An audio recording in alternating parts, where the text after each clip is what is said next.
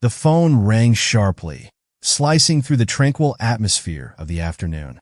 I looked down at the caller ID. It was my husband, Nathan. I felt a twinge of confusion as I answered.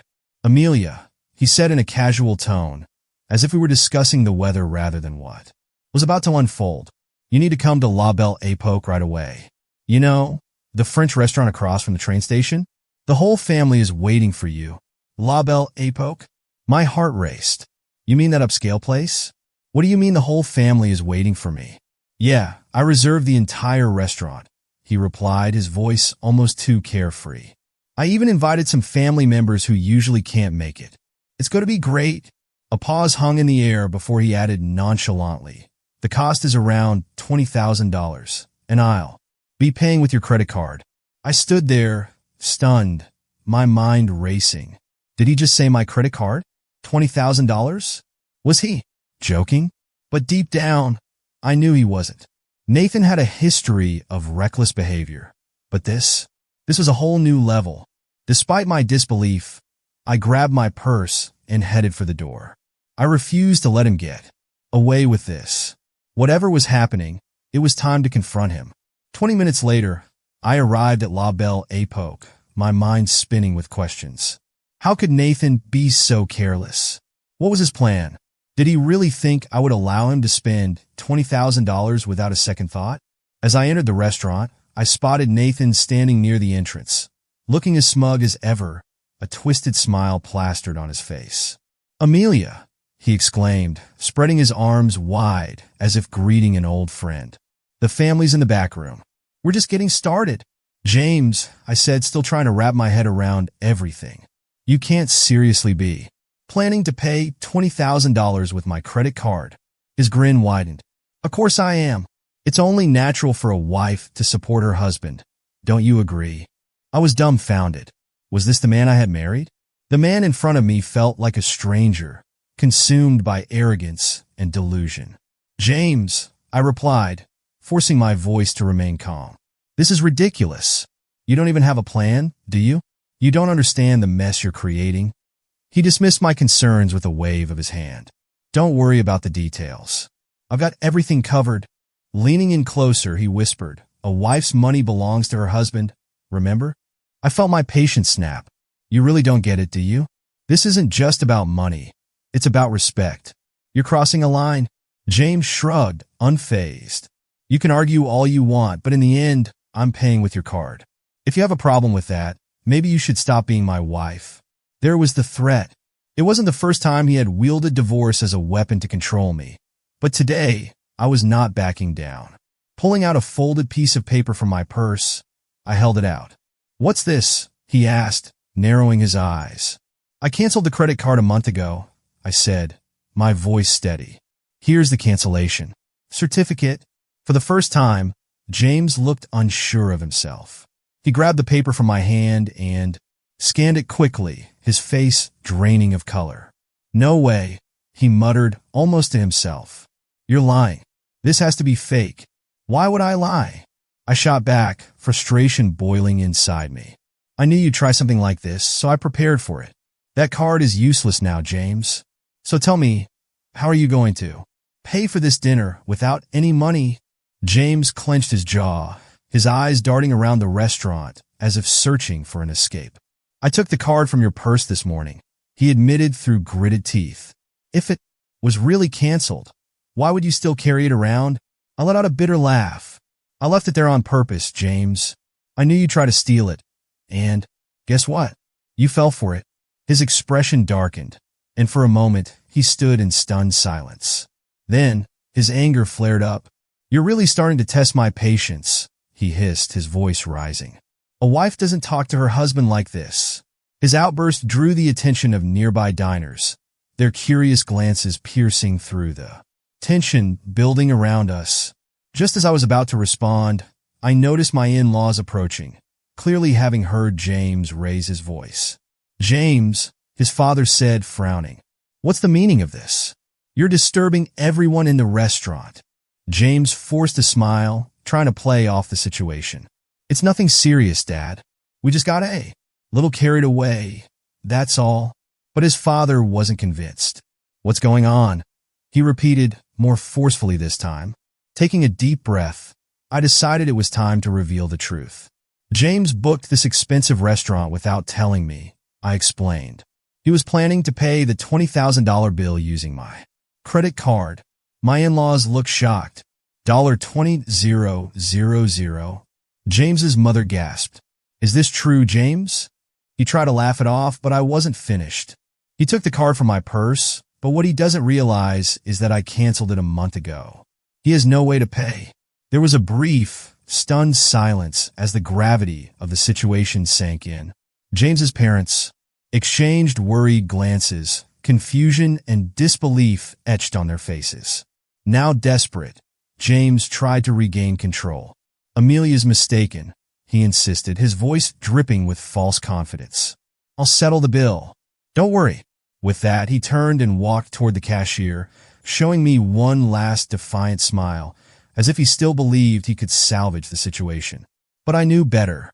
I watched as he spoke with the cashier, his smile slowly fading as reality set in. When he returned to the table, he looked tense, his voice barely a whisper.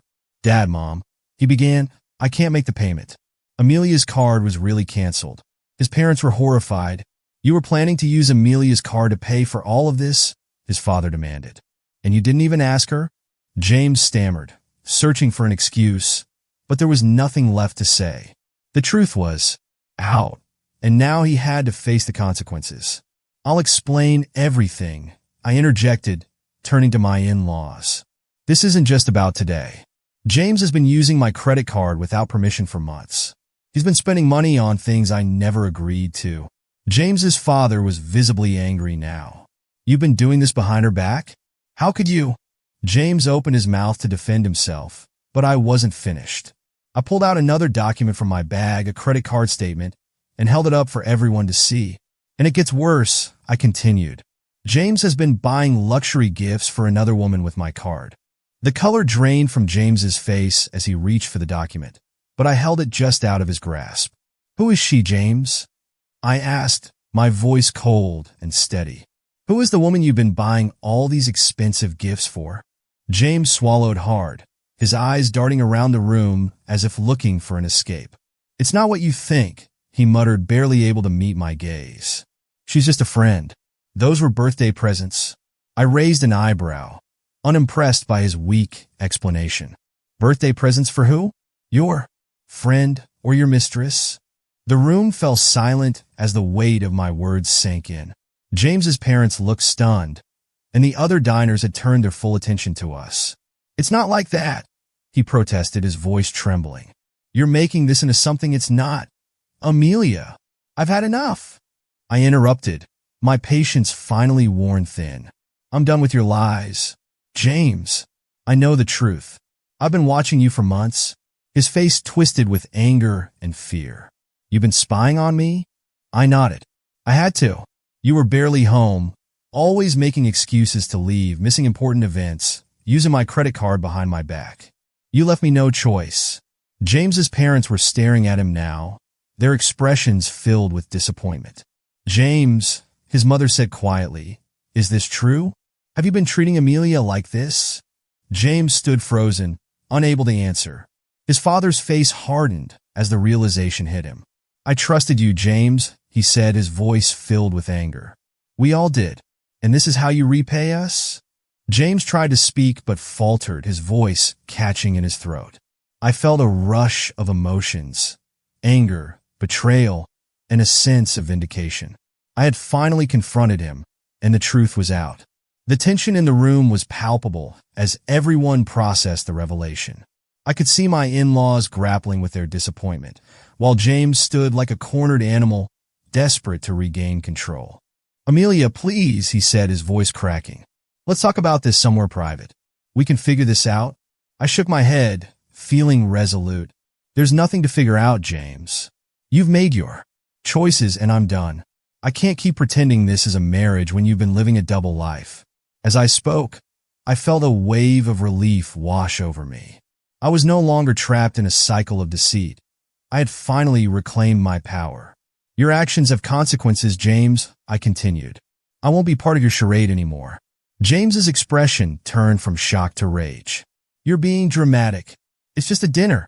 I didn't mean for it to get this out of hand. It's not just a dinner, James. It's about trust, respect, and our relationship.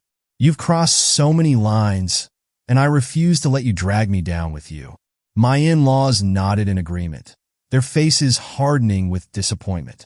I'm ashamed of you, his father said firmly. You've treated Amelia with complete disregard. James's shoulders slumped, and for the first time, he seemed genuinely defeated. Amelia, I'll make it right. I promise, he pleaded. I don't want your promises anymore.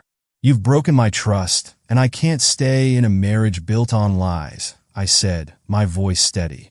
At that moment, I felt a weight lift off my shoulders. I had taken a stand, and no matter what happened next, I would be okay. James opened his mouth to protest again, but I cut him off. It's over, James. I want a divorce.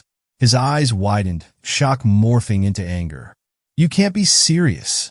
But I stood firm, my heart racing with both fear and exhilaration. I am serious. I deserve better than this. His expression shifted to one of fury. You'll regret this. Maybe, I replied unflinching. But I won't regret standing up for myself. With that, I turned to my in-laws, who looked just as shocked as I felt. I need to leave, I said softly. I can't stay here any longer. As I walked away from the table, leaving the chaos behind me, I felt free for the first time in months. In the weeks that followed, I worked on regaining my independence. I focused on myself, surrounded by friends who supported me through this transition. The divorce was finalized, quicker than I expected, and with each passing day, I felt lighter, more confident. I took the time to rediscover who I was without James. I explored new hobbies, went back to painting, and spent more time with my friends. I even took a weekend trip to the beach, where I felt the sun on my face for the first time in forever. The sense of freedom was exhilarating. James tried to reach out to me multiple times, but I ignored his calls and messages. I had made my choice, and there was no turning back. One evening, as I sat on my balcony with a glass of wine, I reflected on the whirlwind of events that had transpired. I was proud of myself for standing up for what I deserved, for refusing to let someone else dictate my happiness. Suddenly, my phone buzzed, breaking my thoughts. It was a message from my friend Sarah, asking if I wanted to join her for dinner. I smiled and typed a quick reply. Absolutely. Let's celebrate new beginnings. As I headed out that night, I felt a surge of excitement for what was to come. I was no longer defined by my past or by James. I was Amelia, a woman ready to embrace whatever life had in store. Months later, I had established a new routine, one that filled me with joy and purpose.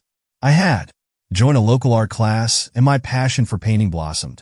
One evening, during a showcase, I displayed my work for the first time. As I stood there, surrounded by people admiring my paintings, I felt an overwhelming sense of pride. Your work is incredible, a fellow artist said, smiling at me. You have such a unique perspective. I thanked her, feeling a sense of belonging I hadn't felt in years. As I left the gallery that night, I realized how far I had come. I had faced my fears and chosen to stand up for myself, to break free from a toxic relationship. Life wasn't perfect, but I was ready to embrace every moment, knowing I had the strength to overcome anything. With a renewed sense of purpose, I stepped into the night, ready for whatever adventures awaited me.